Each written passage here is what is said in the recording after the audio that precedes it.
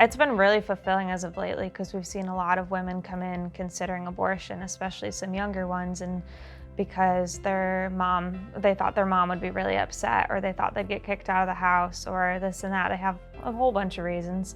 And either when they've seen the ultrasound, their mind has changed because they realize, wow, there's a beating heart and I'm connected to this child, like this baby is already a part of me. Or they see the care corner and they realize that, wow, there's people who love me and support me and want to help me through this.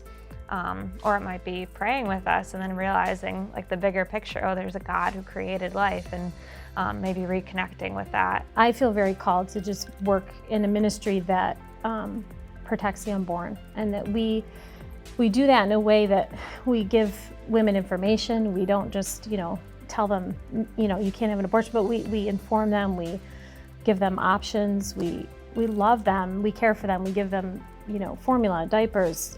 We walk with them through it every step of the way. Being a part of New Hope has been a tremendous blessing. I mean, it says New Hope, but New Hope literally just breathes life into every individual that comes. And I have been even afforded to be blessed by that newness, to experience it. And what greater gift than to be able to share that with other people. Our mission is to be able to provide loving homes for kids who need them. And we've been able to, I've worked with tons and tons of couples, and it's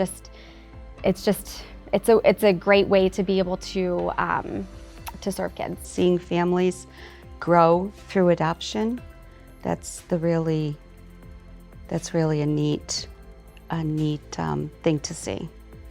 Families getting put together and being a part of that, watching actually, babies being put in the arms of their new moms and dads. This is an amazing ministry. It's God's ministry, and that's one thing that drew me is the wonderful, wonderful people that work here that love the Lord and that are loving and honoring His creation, and to speak for the unborn, have a voice for the voiceless. We pray as a staff every morning before we get going, just to kind of, have God's Spirit pour into us so we can overflow with what He's given us to.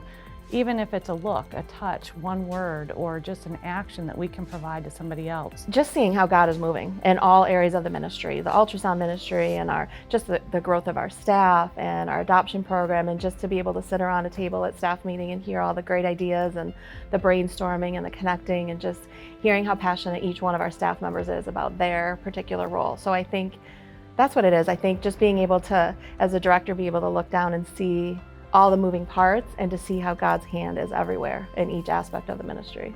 Nothing's a guarantee, and I can't always make it happen per se, or I try to, so I don't tell them.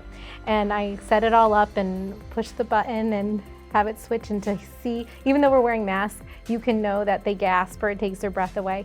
And even being with clients who maybe don't speak English, they know when they hear that heartbeat, they know what it is. And to just be there with them in that moment, it's amazing. We prayed one day, and the same day God steps in and opens the door. And she's like, I don't do the whole God thing, but she's like, you prayed today, and clearly something happened. And I was like, that was God, and I'm just like, all right, God, you're doing it, We could help them with a pair of socks, and some people are just in tears with how thankful they are. And that is so rewarding, being at the front and being able to see that. We really try to just have open arms and listen to them and hear how their situation is going, and really just walk into this process of options counseling and should they parent, should they adopt, and really empowering them to make the best decision. Families that are formed, through adoption is really special, and I've seen God's hand in on the details of those placements every time, and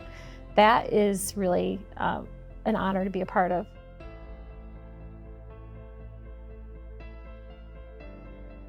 Even though we started out the beginning of 2020 like everybody did with all these great ideas and dreams and vision, and He's still working through all of that. So that's been neat to see, and just to see that, maybe some things have been paused a little bit or taken a little bit longer, but He's still working, and He has big plans for New Hope, and so we're just really excited.